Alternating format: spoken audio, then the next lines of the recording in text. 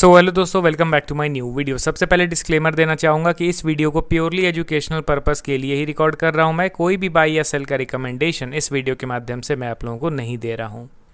And एक reminder भी देना चाहूँगा कि एक पेड टेलीग्राम ग्रुप मैंने ओपन किया है जिसमें आप लाइव मेरे साथ वन ऑन वन इंटरैक्ट कर सकते हो। वन टाइम पेमेंट करके आप लाइफ टाइम का सब्सक्रिप्शन ले सकते हो। वहाँ पे आप स्टॉक्स के रिगार्डिंग कोई भी टेक्निकल या fundamental related questions and doubt clear कर सकते हो मेरे साथ। एंड ग्रुप ज्वाइनिंग का लिंक आपको वीडियो के डिस्क्रिप्शन बॉक्स में दिया गया है। तो चलिए आज इस वीडियो में टोटल 3 स्टॉक्स के रिगार्डिंग इंपॉर्टेंट मंथली एनालिसिस को मैं आप लोगों के साथ शेयर करूँगा। फंडामेंटल का कुछ भी चीज़ नहीं बताऊंगा क्योंकि ये वीकेंड चल रहा है, स्पेशली मंथ एंड हुआ है अभी, तो मंथली एनालिसिस सिर्फ टेक्निकल में आप लोगों को बताने वाला हूँ। ठीक है, तो पहला स्टॉक हमारे लिस्ट में आपके सामने है KPIT टेक्नोलॉजीज लिमिटेड।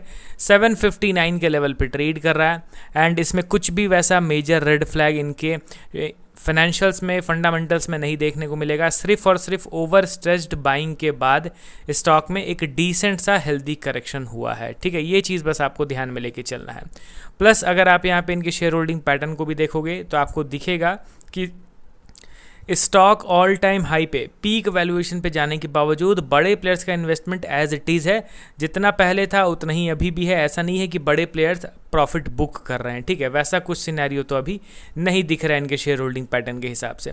एंड ये जो करेक्शन हुआ है ना, ये अवेटेड था दोस्तों। एंड इस करेक्शन के चलते आप देखिए तो पी रेशियो कितना ज़बरदस्त तरीके से एडजस्ट हो गया है।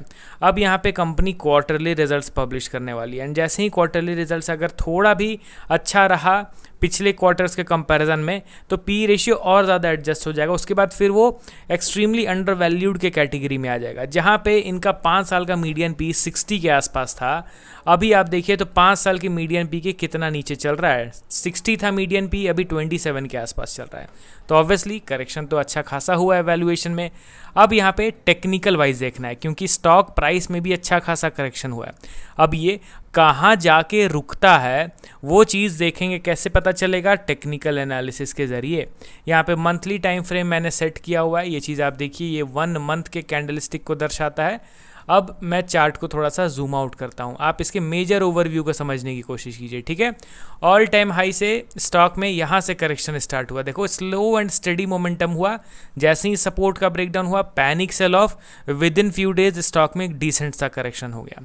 एंड अभी आप यहाँ पे ध्यान से देखो तो ये जो आप एक ग्रीन कैंडलस्टिक देख रहे हो जो कि पूरी अप्रैल मंथ का मोमेंटम को दर्शाता है, ये समहाउ एक बुलिश कैंडलस्टिक है दोस्तों। ये चीज़ हम लोग को एडमिट करना पड़ेगा। ये कौन सा कैंडलस्टिक है? इसको आप कह सकते हो बुलिश मारूबोजू कैंडलस्टिक, जहाँ पे ओपनिंग एंड क्लोजिंग काफ़ी ज़बरदस्त स्ट्रेंथ के साथ हो रहा है। ठीक है, इसमें ये कैंडलस्टिक में होता क्या है कि अपर एंड लोअर शेडोज़ ना के बराबर बनते हैं, एकदम विजिबली दिखाई नहीं देते। एंड वही चीज़ हो रहा है यहाँ पे, एकदम दिखाई नहीं दे रहा है इसका अपर एंड लोअर शेडो। तो ऑब्वियसली ये एक प्रॉपर बुलिश तो है। दूसरा चीज़ आप यहाँ पे ध्यान से देखिए कि इसका करेक्शन कितना हुआ है ऑल टाइम हाई से। In terms of percentage wise 68% के आसपास का करेक्शन हुआ है। तो यहाँ पे 68% ये नीचे गिरा है। तो क्या ये 1 मंथ के कैंडलस्टिक से हम लोग इसमें रिवर्सल एक्सपेक्ट कर सकते हैं? बिल्कुल भी नहीं।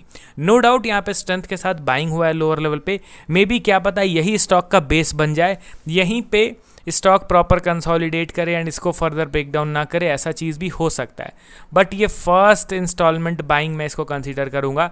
यहाँ से प्रॉपर रिवर्सल एक्सपेक्ट नहीं कर सकता हूँ मैं। ठीक है, अब यहाँ पे एक डिसेंट सा बाइंग ज़रूर हुआ है। अब इसको थोड़ा सा और ट्रैक करने की ज़रूरत है।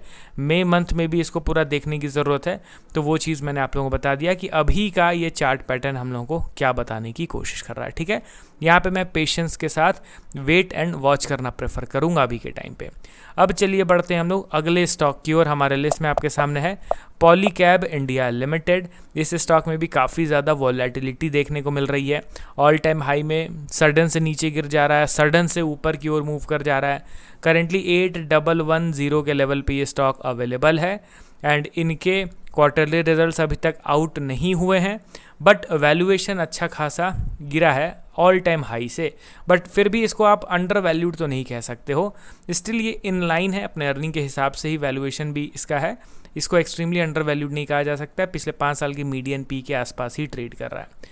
एंड इनके इन्वेस्टर के सेक्शन पर नज़र डालेंगे तो पीक लेवल पर ट्रेड करने के बावजूद बड़े प्लेयर्स बेचने के बजाय और धीरे धीरे करके स्टॉक्स में एक्यूमुलेशन ही कर रहे हैं, जो कि एक अच्छा खासा पॉजिटिव डेटा है। अब चलिए डायरेक्टली हम लोग इनके टेक्निकल पार्ट को कवर करते हैं। तो यहाँ पे मैंने एंटर करा पॉलीकैब इंडिया लिमिटेड। अब आप ध्यान से देखिए, सबसे पहला चीज़ कि अपने पीक लेवल पे ही ट्रेड कर रहा है, ठीक है, कुछ खास करेक्शन हुआ नहीं है। पिछले महीने यानी कि मार्च मंथ में अच्छा खासा करेक्शन हुआ था, बट सडन से स्टॉक में बाइंग आया एंड अप्रैल मंथ में फिर से ये कहीं ना कहीं ऊपर जाके ही क्लोज किया है।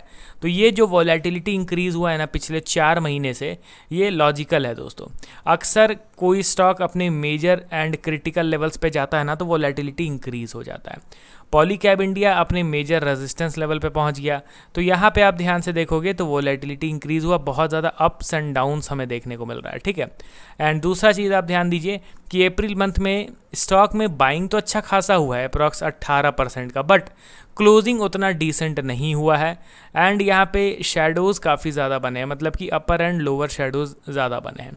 तो यहाँ पे हम लोग को एक वीक एटलीस्ट और वेट करना पड़ेगा। ब्रेकआउट के वर्ज में है, यहाँ पे कुछ खास वीकनेस तो दिख नहीं रहा है, बट हाँ प्रॉपर बुलिश सेंटीमेंट भी नहीं दिख रहा है। यहाँ पे काइंड ऑफ हम लोग को न्यूट्रल माइंडसेट लेके चलना पड़ेगा। एंड अगर यहाँ पे 1 या 2 वीक के बाद स्टॉक ऊपर के लेवल पे क्लोज करता है ना तो ब्रेकआउट कंसीडर किया जा सकता है।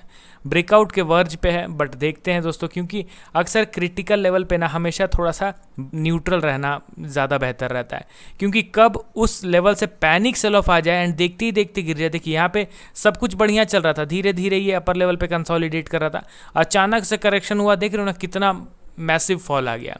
तो इसीलिए क्रिटिकल लेवल्स पे थोड़ा सा अलर्ट रहने की ज़रूरत रहती है हम लोग को।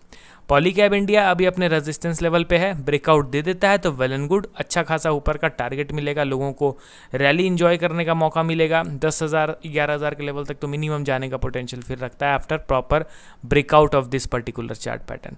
अब देखते हैं कि आने वाले दिनों में किस तरीके का परफॉर्मेंस इस स्टॉक में हम लोग को मिलता है। अगला और लास्ट स्टॉक हमारे लिस्ट में आपके सामने है एफएल इंडिया लिमिटेड। 1422 के लेवल पे ट्रेड कर रहा है। इसके भी शेयर होल्डिंग को देखोगे तो ज़बरदस्त स्ट्रांग बन रहा है।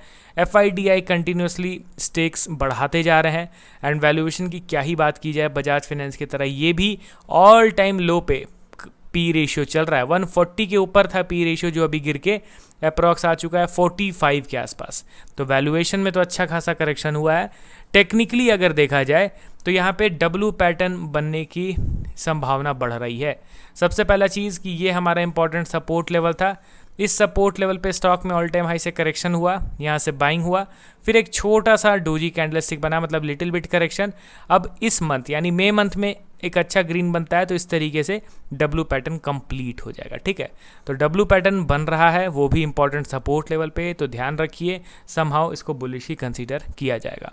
तो चलिए अब मिलता हूँ नेक्स्ट वीडियो में अगेन कुछ अन्य स्टॉक्स को ऐड करके। Okay then bye.